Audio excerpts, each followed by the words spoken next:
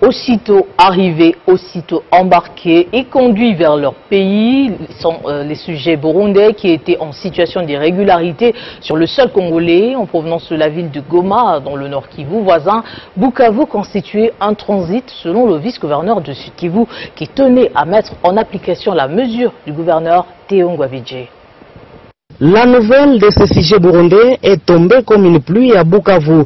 Toutes les autorités étaient en alerte maximale et il faut dire que c'est depuis tôt le matin de ce mardi que le port Emmanuel a été pris d'assaut, tous les services de l'État mobilisés pour accueillir près de 1400 sujets burundais en provenance de la province voisine du Nord Kivu après qu'ils aient été refoulés de force par les autorités de cette province.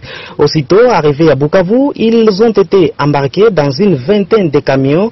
D'ailleurs, dans les heures qui suivent, on va devoir prendre la direction de la ville d'Uvira pour expulser ces sujets burundais dans leur pays.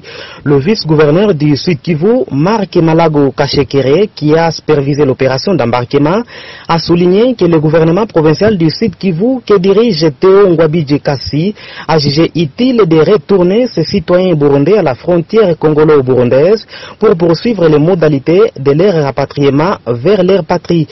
Il y a lieu de rappeler que parmi ces Burundais, on dénombre à peu près 695 femmes, 216 hommes, 476 enfants.